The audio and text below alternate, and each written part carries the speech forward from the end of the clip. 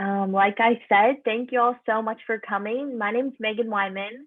I'm a peer financial coach at our Financial Wellness Center. I am also a senior studying general social science and just so excited to be here and to have all of these awesome alum sharing so much amazing insight to all y'all. They're really amazing people, and I can't wait for y'all to meet them. I'd love to also have our other hosts introduce themselves. Hello, everyone. Thank you so much for coming. My name is Alyssa. I'm a senior as well, and I'm studying accounting. I'm so excited to hear from all of our professionals and hear their experiences. So with that being said, I'll pass it off to Gilbert. Hi, everyone. My name is Gilbert Rogers, and I am the Assistant Director of Financial Wellness. And I just want to start out by thanking you all for attending this event. I think this is great info that you all will receive. We have a great group of panelists, as Megan and Alyssa have both echoed. Just to be honest, I'm jealous because I wish I would have had something like this where I could gain that insight from some professionals who were not long ago in your shoes. So please enjoy. Don't hesitate to ask any questions you all have. And before I keep going, let me pass it back to Megan. All right, I think we can jump into introducing our amazing panelists. John, if you want to start us off. Sure. I'm John Panetta. I graduated at the University of Oregon in 2015. My business partner, Matthew, here, and I work in Northern California at Mass Mutual financial firm. And we are both actually the co-presidents of the Bay Area Alumni Association. So guys, once you graduate, feel free to contact us and we can connect you and try to get you off the ground and get you interviews. It's one of the main things we love doing. Matthew, why don't you go next? Also, yeah, I'd love for panelists, we can popcorn each other and then let's also share a fun fact too. Fun fact about me is I ran a 4:38 mile and I was still slower than Matthew. All right, I'll happily go next then. Hi, Matthew Sagers. I studied business administration with a concentration in finance as well as Chinese. I graduated in 2014. And as John alluded to, I'm part of a team of financial advisors at Mass Mutual in Northern California. And a fun fact is that I can control my own body temperature in harsh conditions and jump in frozen rivers for fun. So I guess I should have popcorned. Emily, get it. Awesome. Hi, everyone. Emily Secord. I'm a financial advisor and investment broker. I run my own firm called Bright Future Wealth Management here in Eugene. And I am a U of O graduate, economics degree in 2018.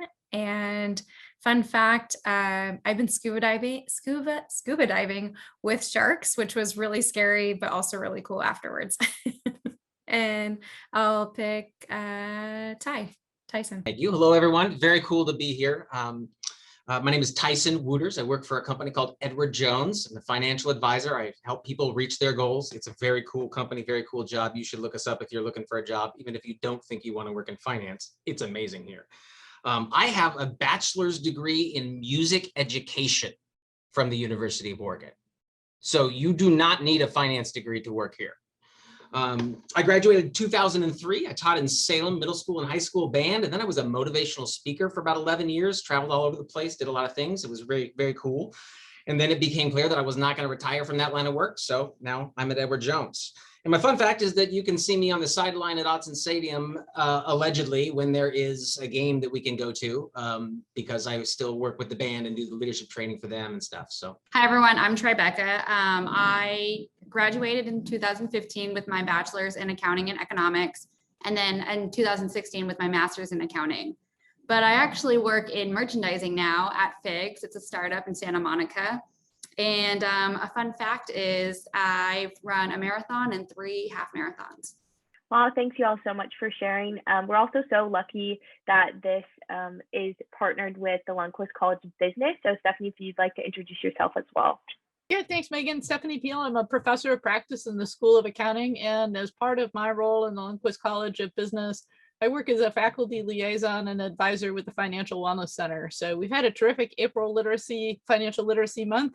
And I'm really excited to wrap it up with this panel and hear what all of these young alums have to say. Of course, not everybody ends up with a career somehow related to finance, but it just so happens that across this broad cross section of people, that's That's who we have. So thanks to all of the panelists and all of the students who have showed up and are looking to embrace their financial wellness journey and learn a little bit more about life after college. So thanks, Megan, back to you. Yes, we'll get our Q&A started. Thank you everyone for introducing yourselves. So I guess we will just jump right into the nitty gritty. Tribeca, are you good to start first? Yeah, I can go. Awesome. So knowing what you do now, if you could go back in time and restart your college career, are there any changes you would make to the way you approached your finances? I mean, I think definitely graduating with my bachelor's and master's in accounting and then not doing accounting at all in general. I should have thought more about what I really wanted to do. And I think that is something that Tyson touched on, where it's like, no matter what you graduate in, there's just so many opportunities out there and you can really make your future what you want it to be. And obviously I learned that the hard way. And so I, racked up a lot of student loans that way. But I think something also is, it's going to be okay. Like everybody has student loans and like everybody's going to pay it off eventually. So it's nothing to really stress too much over. I love everything is going to be okay. I think that's always really important to remember.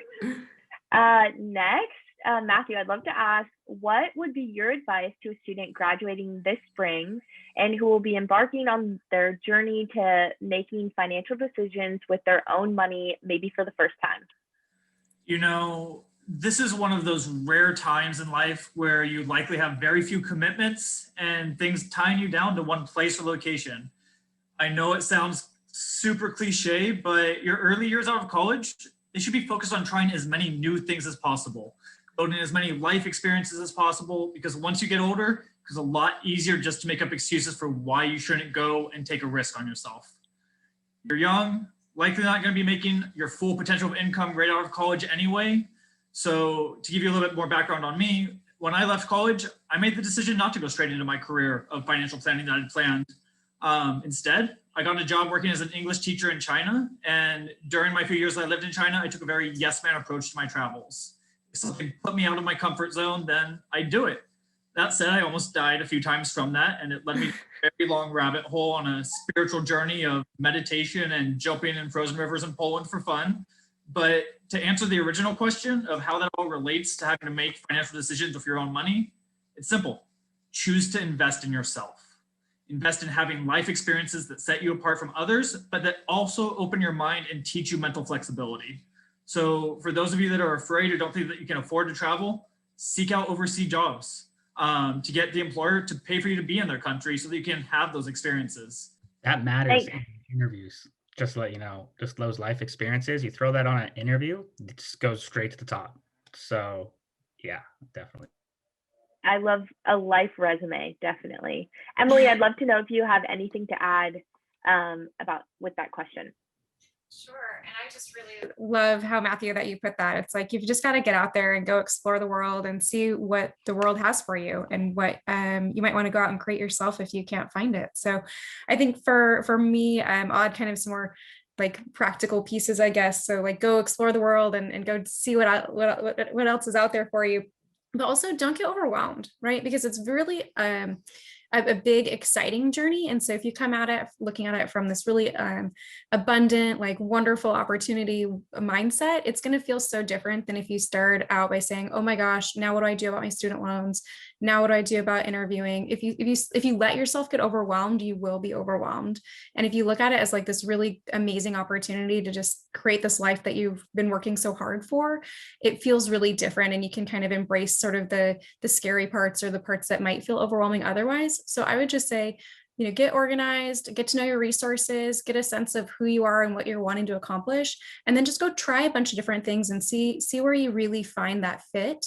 It might be something really different than what you expected. Kind of like what Tribeca was saying is maybe you're not going to be exactly what your major kind of set you out to be. And maybe that's okay. And so just embracing whatever the world has for you, but also making sure that you're feeling connected with your resources and opportunities that make you feel comfortable making those kind of bigger, scarier decisions about what the next steps are for you. And, I just want to add on that, Megan, a lot of Matthew and I's clients are recent graduates, and we actually had a meeting earlier this week with a 25-year-old who is like, he lives in Southern California, and he's like, I'm done renting. I can't deal with this rent, and it's ridiculous. And, we're helping him figure out how to buy a house by the end of this year. So at the end of the day, I'm sure everyone, Tyson, Emily, Matthew, Tribeca, and I, like, in order to not be overwhelmed, it's going to an advisor who can help create a plan for you on how can I pay my student loan debts down on top of saving for retirement, on top of trying to buy a home, and how can I do that? Right? I think a lot of people overestimate that only the top 1% of the 1% of the 1% have financial advisors. No, financial advisors are like a tutor. Like, you can't get through college without going to office hours or getting help. Like, that's what a financial advisor is. So I highly recommend, just because you're recently graduated, first thing I did was get a financial advisor, right? And that allowed me to start my own financial practice because we developed strategies on how to properly save and allocate it. So and allocate your money. So that's the number one thing I would do is just try and start creating a plan. And that will help with being overwhelmed, reduce your anxiety, and make you feel more comfortable to take those risks that Emily and Matthew are talking about. Because the 20s are your defining decades. Everyone who's 30 years and up expect you in your 20s to screw up. They expect you to, and they want you to. You're supposed to. But once you hit 30 and above, that's when it gets real. So this is the time to take risks, screw up, learn from it, and get going. Yeah, I love that. And I think just one of the most adult things that you can do is ask for help, and remember that that's okay too. Yes, especially as a senior, it's very comforting to hear those words. So thank you. And I think Faith echoed that in the chat as well. So for our next question, Tribeca, with financial service professionals, it may seem like they have things figured out or have a knack for finances, even though this isn't always the case. Tribeca, being one of the only non-financial services professionals on the panel, could you share more about your journey and any financial lessons you may have learned along the way? Yeah, so previously mentioned, I graduated with my master's in accounting in 2016. And then I worked in public accounting for 2 years in San Francisco. And then after that, I just decided, I love working with numbers, but I'm not passionate about accounting and taxes. And so what is like and the thing too, you have to understand is that you're going to be working for the next 40, 50 years of your life. So you want to do something that you are excited about and you really care about when you want to do. And for me, that was working with clothes and in fashion. And so I took a risk. And I think this is like a reoccurring thing that we're saying is like, this is the time to invest in yourself and take a risk. And so I left and I moved back to Portland and I got a job at Nike. And so I worked at Nike for 3 years in product and merchandising, got my foot in the door. And then, it's also like when you're in your 20s, it's the time to broaden your experience. So I was like, I've been here for 3 years. Now I want to try a startup. And that's when I switched over to working at a startup. And I think something that it's really funny because I don't know if everybody on here is a finance or accounting major. Tyson being education, I think, before or music. You really realize that finance and accounting, economics minded people are such planners. They want to have everything figured out. And you don't need to have it figured out at 22, 23. I'm 27. I still don't have it figured out. People never figure it out, and especially working in fashion and merchandising, a lot of people don't have it figured out and they're like pushing 40. So I think, it's all perspective. I think if you're feeling overwhelmed right now and anxious, just know that you're not alone. And somebody who's much, much older than you is still feeling that way and trying to figure it out, but it's always going to be okay. It's not the end of the world. You're going to make money. Money comes and goes. It's like at the end of the day, it's not about money. So thanks so much for that. Just another great reminder and just really, really awesome thing to hear. So next, Emily, I'd love to ask, for students who currently receive support from parents while in school, could you provide any advice on how they should prepare for life post-grad if they'll no longer be receiving support from their parents? And would your advice differ in comparison to those who are already not receiving support from their parents? This is such a great question. I think that having support from your family or from other sources is really, really beneficial while you're in college. But it also can create some challenges because you've gotten maybe used to having this little bit of a safety net. And so I think ultimately the advice is the same though, right? We all start the month, let's say, with a finite number of resources, and we have to decide what our priorities are and how we're going to allocate, that number of resources for all of the things that we have to do, right? We have a lot of priorities, but I think when we just start the month, let's say, we're doing a monthly budget, for example, and say, I've got to have housing covered. I've got to have my utilities covered. I've got to get some groceries. And so right at the end of the day, we all have the same decisions or series of decisions that we have to make. I think it's just different how we approach those. I think if we can create a safety net for ourselves, the sooner the better, right? Because then we're not relying on credit cards or other debt. And we're just getting a little bit, I think the word that comes to my mind is just self-sufficient. And so trying to find a way that we can become self-sufficient without feeling like we have to sacrifice maybe too much or more than what we would feel comfortable doing, but also creating that self-sufficiency, because that's part of the reason why we choose to go to college, is so that we can be educated and have careers that put us on a path of the lifestyle that we want to live. And I think it's just being a little bit patient with ourselves, that maybe that takes some time, right? We didn't accumulate all of our student loan debt at the same time. We're not going to pay off that student loan debt the day that we graduate. And so I think just giving ourselves some grace and some patience to know that this is kind of a kind of moving target, and just being organized, knowing what's coming in, knowing what's going out, and then just being really smart about what we do say yes to, because at some point we do run out of those resources, and we don't want to have to go back to the bank of mom and dad if we don't have to, or maybe we don't have that choice. And so rather than creating a series of kind of unfortunate circumstances for ourselves, we can be a little bit, slow it down a little bit, think about it, and then make some decisions that put us in a good position for that month, and then maybe even in a better position for the next month. All right, John, you're up next. I want you to go back to your earliest childhood memory, and I want you to tell me, what did you learn about money from observing your parents, and then how did that impact you throughout your life? Yeah, that's a really good question. That's a thinker. So first thing that popped in my head is I'm a first generation American and half Italian. So I think that sums up my view on money. So basically, both my parents are immigrants, and both of them were very conservative with how they spent their money. So for me, that translated into just save. Like literally, like I guess you can say I'm the ideal college kid where I didn't spend it on anything. I just saved and saved and saved and saved. But I'm glad I did, because that allowed me to have a big nest egg by the time I was in my mid 20s, and allowed me to start my own practice and finance it on my own without taking out loans and all that stuff. So for me, and a specific memory that I have, and this is just going to be funny, but I think it definitely defines how I view money, which was I was like 7 years old, and we were at like CVS, I think. And my dad held up a jar of Nutella and then a R&B hits classics of all the R&B like music from like the 20s all the way till, back then, like the early 2000s. And he's like, you have to pick one.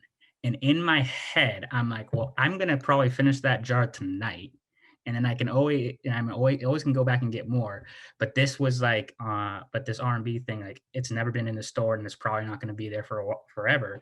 And that can last me forever. And then, so I obviously chose the R&B, and then I went back to the store and got Nutella anyways when he didn't know. But the point is that I was thinking long-term, something that thing's going to be with me, and it still is to this day.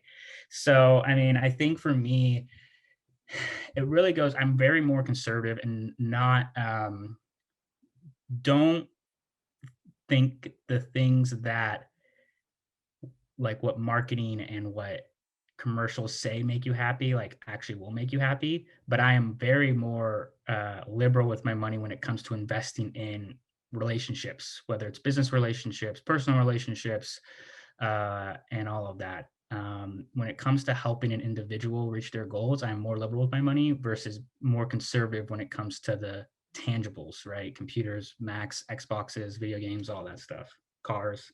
Yeah, thanks for that. I feel like sometimes we forget that money is really personal. Like it's really tailored to you and who you are and what you find to be important. So I think your financial journey is also about like finding yourself and finding what's important to you. So that's always just a great thing to keep in mind as well. That's a big thing about when we're saying like screw up in your 20s, because your failures are going to realize, you know what, I'm not into accounting and I like the numbers, but I'm not into April 15th, tax season. Heck no. And when you learn that early on, that's when you start to understand your values, your morals, and where you want to go. And then money and your career is the vehicle to help you reach that fulfillment. Money and your career is the vehicle to help you reach that fulfillment, not the other way around. And make sure when you're going to get a job and a career and you want to start off, to differentiate between your identity and your role, right? You don't want to mix your identity as your role. You want to keep those separate. And why that's important is even in finance, when people ask what your financial goals are, what you want to do, you need to make sure you're thinking from the identity portion and not from what you do for a living, because that can be gone like that. So you need to figure out other ways and you need to get into a different mindset and make sure that you're not letting your job define who you are. It sounds very wishy-washy and like philosophical, but it really helps when you're coming to your finance and defining, how you want to make your next 40 years like. Definitely. Decisions you're making now are going to shape what's happening in the future. So they're obviously extremely important. Tyson, I'd love to ask, post-graduation, did you personally make any like bad financial decisions that you look back on regret? And if so, could you share what you learned from the situation? Or if you don't have a bad situation, maybe a good one that you're really thankful that you chose to do? Well, I've got both of those. I think the mistakes are probably more instructive at this point. And so to fairly answer your question, we'll go there. I did a classic one. I'll tell you, my dad, I mentioned earlier to the group here that an advisor in my office just retired. It's my dad. He was in this chair for 31 years, probably wasn't this very chair. But I grew up in a household where financial expertise was at the dinner table. And then what I did in my 20s was ring up a bunch of stuff on my credit cards because that was really fun. And so, you're either going to earn compounded interest or you're going to pay compounded interest. Realistically, you're going to do both in your lifetime. But on balance, the profit is only on one end of that thing. You want to be earning that compounded interest. And so I had to pay my compounded interest. And I took most of my 30s paying for my 20s to get out from under that debt. And it was problematic. It was rough.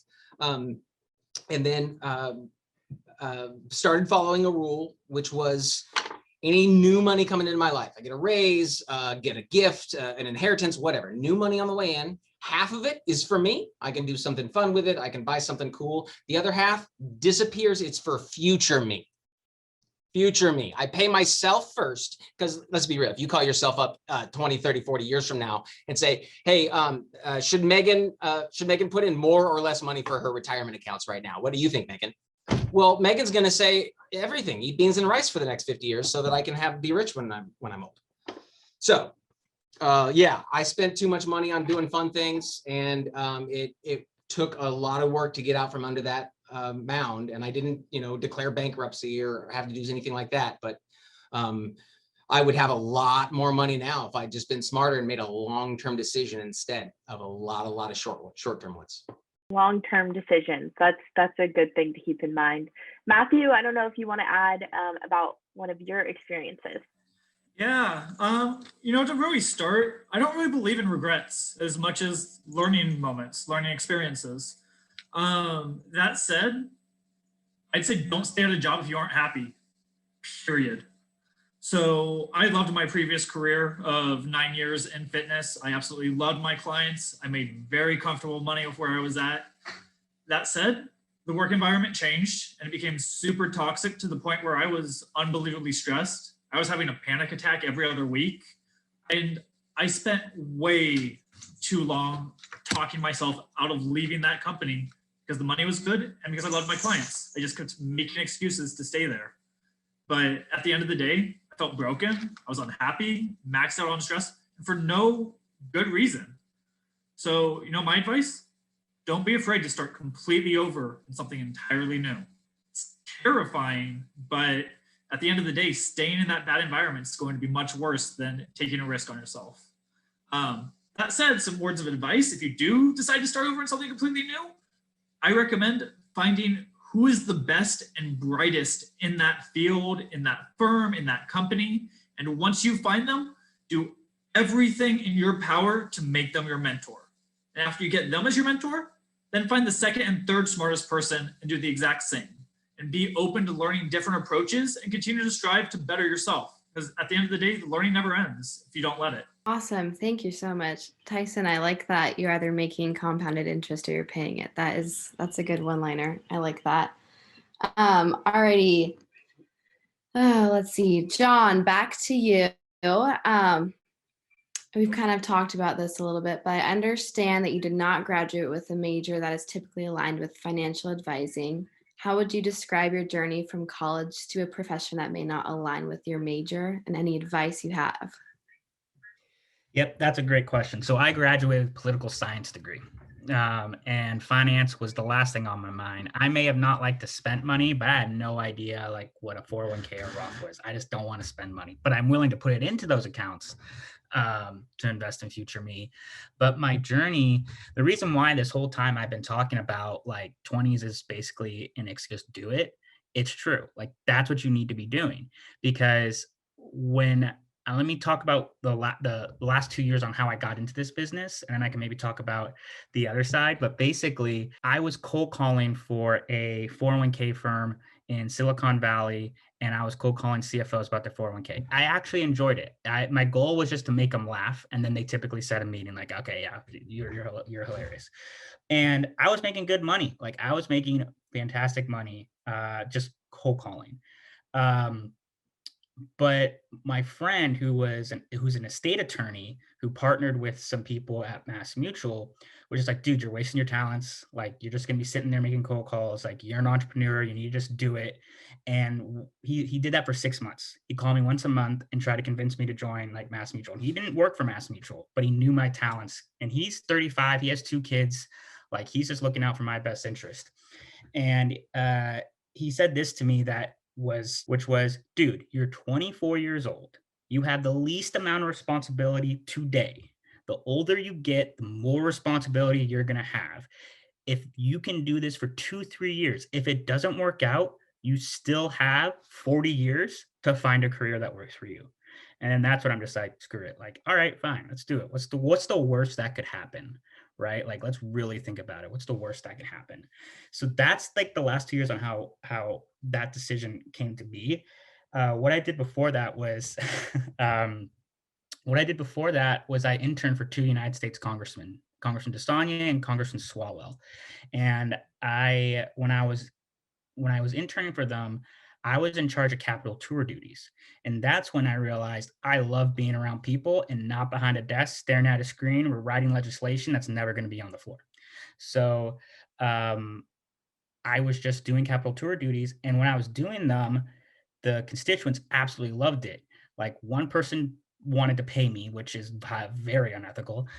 The other person, like 2 people like offered me jobs and all that stuff. And I actually took one of them. And the story and how I took one of them, I'm not going to go into details, but a year passed, we're sitting at a table for Father's Day back in California, and his family sits right next to our family. Like, what are the freaking odds? And then he's like, I'm serious, like come work for me. And that's like how I got another internship with the food broker company. But I think doing the internships, for sure doing internships, because the internships are going to really understand if that's the career and that's the choice you want to go around. That's why I'm not working for a congressman or a senator right now, because I'm going to be behind a desk having to wear a suit and tie, and I can't be myself. Because when you work for a representative, you literally lose your freedoms. Everything you say and do, whether you're on duty or off duty, reflects them. You can't like anything on Facebook. You have to make sure you can't have any political opinions at all. So I'm like, yeah, heck no, I don't want to do that. So God bless all my friends that do it. But that's kind of like the journey and how I got there. I worked at Costco for a year, and then I started at that 401k company. And then my friend is just like, dude, seriously, you're wasting your talents. And to Matthew's point of, mentors, like be selective in your mentors. One of my mentors was He was in his 50s. He started 44 companies in 4 different countries. And he taught me on how to run a business. He just taught me how to run a business. The other one was able to build $1 billion in 401k assets just by cold calling, right? So then I learned cold calling skills from him. And now I'm applying both of them into my practice and into my daily life. So internships are huge. It's really going to figure out if this is what you want to do. And, you know, it's funny because Tribeca, I was planning on getting my master's in, I forget what it was, something. And my dad convinced me not to. He's like, don't spend 2 years before you decide to go back because you don't know what's going to happen. And it's because of him that I probably would have gotten master's not in finance and I would end up in finance. So, you know, definitely like when you graduate, like you don't need to go straight into getting your degree. In fact, like getting life experience before, kind of like what Emily did, like can be hugely more impactful. Awesome. Thank you so much. That is what a story. Holy cow. But also back to Tyson, you've kind of touched on this a little bit too with your degree and major in music. But do you have anything to add that kind of talks about your journey from college to your current profession? Yeah, thank you. I love this question because I think it's really important. And I want to also take a second and say, this is a really awesome panel. I usually find myself, if I'm on a panel, I usually find myself the most interesting one. What does that say about my ego? Anyway, that's not the case tonight. You guys are awesome. It's a privilege to be on board. As far as coming from music and going through what I've done to get to where I am, I love the question because it surprises me. I don't feel a change from career to career to career. I'm doing the same thing the whole time. I'm not a man who gets up and goes to work in the morning. I'm just a guy on a mission, and I'm on that mission 24 hours a day. That's what I'm doing. The mission never changes. It has literally never changed. I help people. I serve people. I look around for ways to make their lives better, and then I convince them to let me do it. That was true when I was a teacher. That was true when I was a motivational speaker. And that is exactly what I do now. I'm here building and deepening relationships. And I use the traction that relationships gives me in your life to help you make your life better through coaching or expanding awareness or what have you. And then I teach you that the real opportunity, and this is my favorite part of my job, when you come in and open an account, the real opportunity is, yeah, I can help you with your finance and we can talk about you being a millionaire and that's all great. But the real opportunity is let's find some other people who need to plan for their lives too. Let's get them protected, whether they come into my office or you just get them into an office somewhere. Let's get them planned. That is, so that was all the same, whether I was a band director, when I was a motivational speaker, what I'm doing now. So I don't really experience a drift from music education personally. So what I would conclude with is to everyone out there, you go and you get yourself a mission. Get a mission and try, you'll have several, right? I like everybody says try different things. That's one of the reasons for traveling and going, breaking your perspective, because you'll go and find a mission to get onto. And so once you do that, you're on a mission. Now you're going to make a long-term decision based on your mission, not a short-term decision based on I'm hungry and it's Tuesday, so I'm going to buy a cheeseburger. That's a very different quality of decision to make. So I get excited about that long-term thing. Those are just better decisions overall, and it plays out as an investor and it plays out as an adult in life. I actually just want to add on Tyson's comments real quick, because Tyson and I both didn't graduate with finance degree. And what I realized, and Tyson, I'm sure you found this out too, as well as, you know, Emily and Matthew, that the majority of financial advisors did not graduate with a finance degree. That is not who Edward Jones looks for. Yeah, exactly. That's the crazy part. That's why I love it. They don't look for people that are like have those degrees, because they're usually more closed-minded to opportunities and all that stuff. But I think, you know, it's important to realize that whenever you do get a financial advisor, the likelihood of his story or her story of how they became one, there's probably a personal tie to it. Like they suffered in 2008 financial crisis and they needed a job. Because before, you know, our family financial advisor, he was in tech. He was a technology engineer, software engineer. Financial crisis happened. He lost his job. He needed a job. And the only people we're hiring were financial advisory firms. So he got it. And now he is doing freaking great. So, but that's his journey too. So it's just interesting that it's not like the 1950s where you graduate from Harvard, then you work at a company for 4 years, you get a fat pension, and then you can go to like sip Mai Tais in the Bahamas. That's not at all how it works. The typical, like, when I was graduating University of Oregon, it said that you would switch careers 8 times was the average one for people in my generation. So if you look at Silicon Valley, you're like, yes, the average tenure of people working at startups is a year. So yeah. But just to your point, Tyson, too, and I want to make that clear for sure. Wow, that is so interesting. I had no idea. Like, I didn't that was that common. But lastly, who do we have next, Meg? I think we got. Yeah, we have a few more. Emily, I know you've mentioned to us and the rest of the panelists about like your non-traditional journey through college and just school. I'm wondering if you could share your journey with everyone else and how you think that kind of affects or impacts the work you do and the relationship you have with your clients. Sure, yeah. I would just like to put a caveat, my retirement plan still has beaches in Mai Tai. It just looks a lot different about how I'm getting there. So just to, put a pin in that. So I went to college right after I finished high school, as most people do. And I found I was extremely burnt out. I did not really feel super motivated in my classwork. And that was really unusual for me. I was a pretty into learning. I'd consider myself a lifelong learner. And I just like having all of these like cues that I was like, I am not into this. Like, I don't care like about my grades. I'm not learning anything that feels valuable to me right now. So I stopped after I got my associate's degree. I felt like that was like a good happy medium. My family wasn't going to be upset because I had a degree, quote unquote, associate's degree, felt like it was something. And I just said, I'm going to just go out and try a bunch of different things because I want to help people. And I don't see how what I'm doing right now is going to get to that end goal. So for me, I just had to say, I'm going to just stop, and I'm going to stop spending money and taking out student loans. And I just want to be really thoughtful because I like to spend money. So I have to have a job that I make a lot of money, but I also want to be really smart about it because I like experiences and I like investing in myself and in other people. And I just want to be really, just thinking about it differently, right? I saw my friends graduating at that time, and the job opportunities were terrible. I have friends with bachelor's degrees with, $40,000, $50,000 in debt working at the mall. I mean, I'm not kidding. It was really bad at that time when I was in school. And so I waited. And so I actually started being an advisor 10 years ago.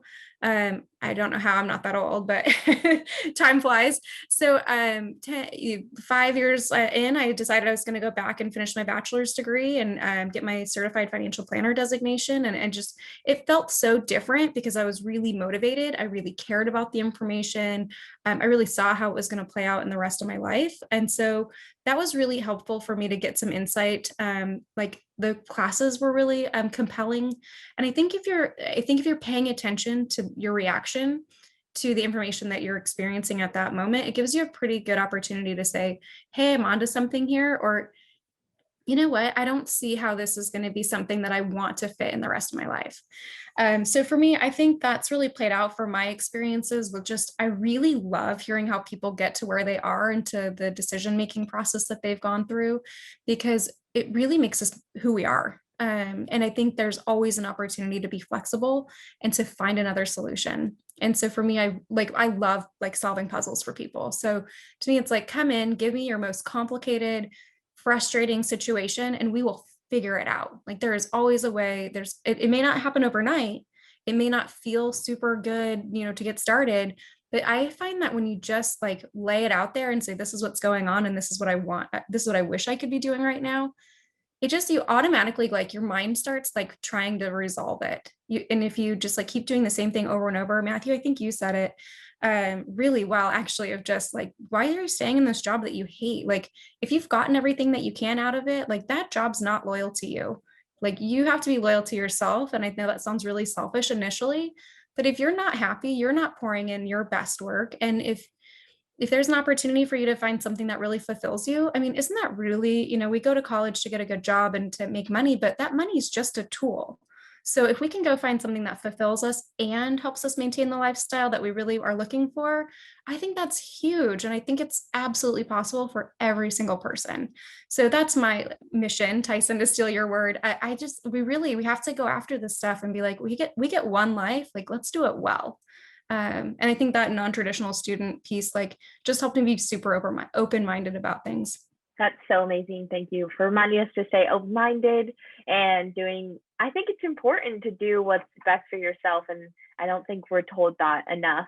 I just want to mention that Tribeca did have to bounce quickly, but she posted in the chat and y'all can read, but I'm just going to share her closing notes. She says, balance is everything. Enjoy trips and happy hours, but also add to your savings. Invest in a Roth IRA because time is your greatest asset. Keep in touch with professors and friends because networking is everything and you never know who you'll reconnect with. And remember that it'll always work out and you're not alone. So I love that she left us with that, and it's in the chat if you want to take a second glance at it.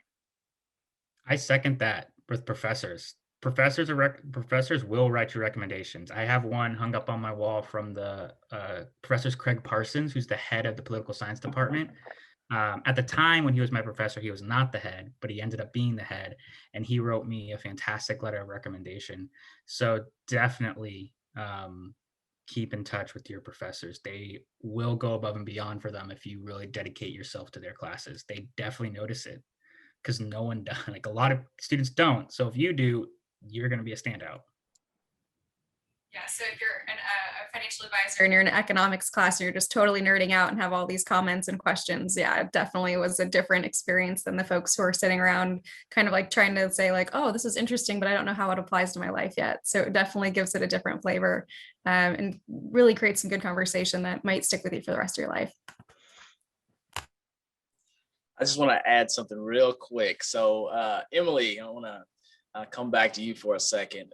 Being a CFP, that puts you, and being a female in a CFP position, it's an extremely male-dominated position or role, financial advising just in general. I think over 77% of the CFPs are male, somewhere around there.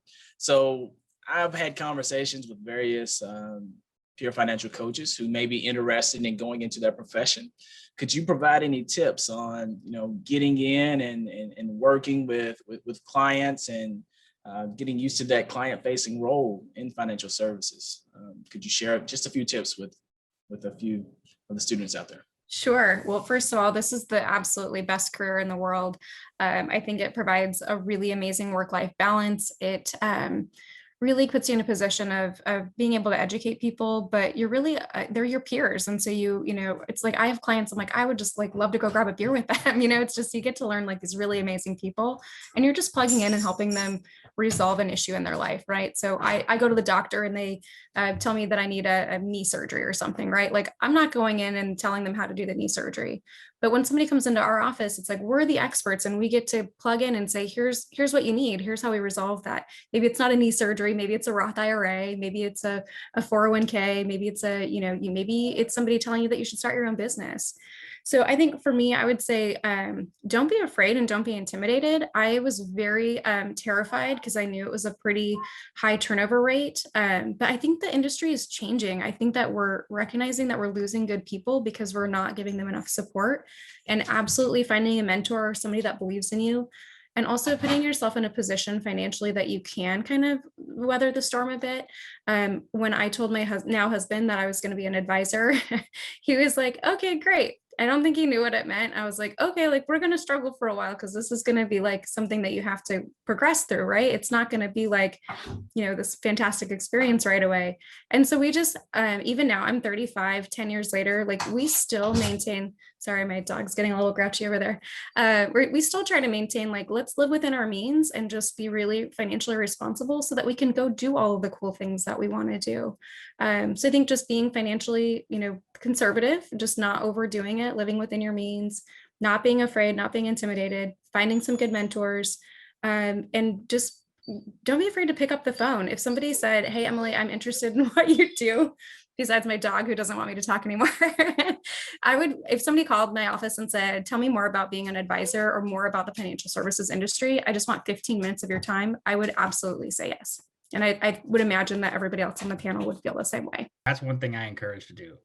Like, literally just LinkedIn CEOs. wherever you're from. Like you just Yeah. link with them or you show up to their office with coffee, like, hey, let's chat about your life. Like, oh my God, all they want to do is talk about their success. And then now Yeah. you have a contact. Like, Call everybody, get all exactly. the information, research everything, just be a student forever and just always be willing to learn. The rest of our panel, now that Rebecca left, is also financial advisors. Do you all have any quick thing to add for students looking to get into financial advising, to piggyback off what Emily said?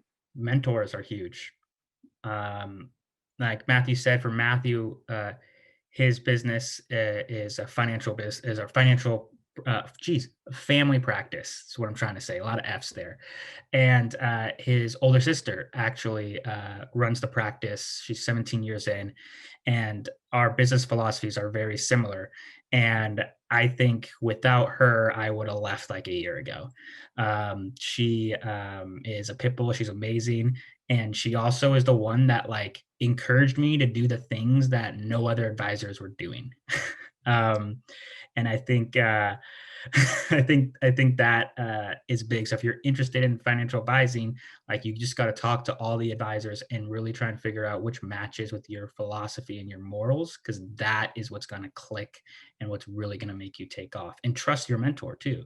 It can be challenging for sure. Yeah, to kind of add to you, John, besides calling my sister a pit bull, you terrible human. I love you. It's going to be the same company to company. I would recommend doing a bunch of informational interviews with same position, every different company, but with somebody that has no stake in whether you join the company or not. No headhunters, none of the sweet talk. Get the down and dirty and have them like explain to you what were their first 4 years like. And you're going to get a drastic amount of responses, but the ones that give you the ones of, oh, I had a bunch of support, I had this person in my corner every step of the way, odds are it's a good company. Or ask to join their team. But yeah, everything else entirely agree with. It's been an awesome panel. I want to piggyback on that real quick. The company, make sure not just that it feels good, but that you feel good about being on that team. This industry has some bad actors in it. You've heard of them. You haven't heard of all of them. But I feel great at Edward Jones. I imagine my colleagues here feel the same way where they are, but I did have to make peace with, like, I was kept waiting to like peek behind the curtain to the smoke-filled room where the rich white guy's taking all the money. I can't find them. I cannot find that person at this company. So I feel great. And they tell me you got to be legal, ethical, and profitable in that order. And then you can run your business however you want to. So that's pretty great. I like it. You got to get to a place where you feel good being on that team. Yeah, I love that.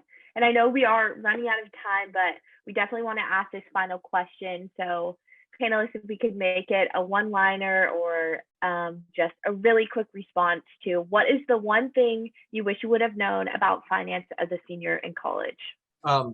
The idea is long-term decisions. That's my thing. Picture yourself in a ship. You're standing on the deck and you're trying to navigate. Now put yourself in the crow's nest, way up on top of the mast, and now you're trying to navigate. You can see much further. So now your decisions they're going to affect a much longer part of your journey. Now, instead of turning your boat every little bit which way to stay on course, now you can just make one smooth decision the whole way through. That works for your financial plan as well. Long-term decisions are going to make better decisions, and you'll have to make less of them too. It's nice. I guess I'll follow that wonderful pep talk up right there, making it hard for me, bud.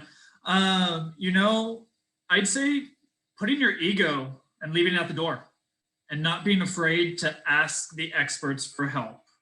Coming straight out of college, I didn't know anything. I'm not afraid to admit that I didn't know anything.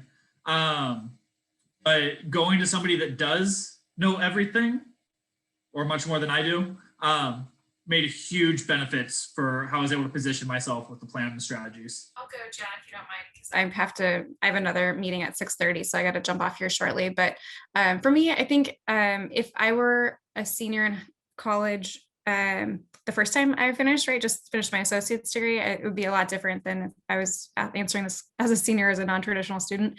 Just to clarify, I think for me, mine would be stop comparing yourself to everybody else. right? I felt like these people got it and these people didn't get it. And it was like nobody, I work with all kinds of people who make a lot of money, who have no idea what they're doing with their money, right? Like they're making it, but they're not spending it well. They're not investing it well. They've got to get their mind right because they're thinking about what's their, colleague surgeon doing. And it's like, hold on a second. Like there are teachers who make less money than this person who has more money put aside for the future, right? They're taking care of themselves better because they're just making better decisions, kind of like what Tyson and Matthew have said, right? They didn't use their resources well. The other thing I would say really briefly is I would have like a one-liner for my friends. Like I don't choose to afford that right now because I hated saying like that's not in my budget. Because it's not that I can't afford it, it's I'm purposely choosing not to because I have other things that I'm prioritizing right now. And I just would give my friends permission to not have to spend money. So I'd also say, hey, that sounds really fun. I'd love to go to XYZ, but why don't we go for a hike? Why don't you let's share a meal together at my house? And just giving other people permission to not have to spend money to be able to have community and connection. And that's it. Thanks.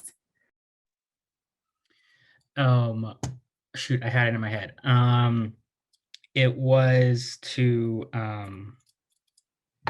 I forgot it. Dang it. But I guess my one-liner would be to just basically, I'll take it from Uncle Phil. It's like, just do it. Like, it's just like that simple.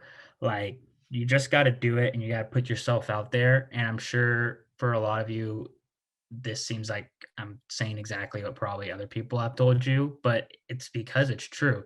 And that because you're 20, you're invincible. You're not invincible. And I finally remember what I was going to say. It was I forgot it. I'm sorry. It's 6:30. I'm exhausted. But if I could remember it in the next 2 minutes, I'll let you know. You have so much great knowledge and wisdom to share with everybody. It's probably hard to just get a one line out. Yeah, thanks. I appreciate it. And I just can't thank you all enough, you panelists, for just being so open and honest about not only your professional experience, but your personal experience as well. I know I've taken so much from this, and I'm sure all the rest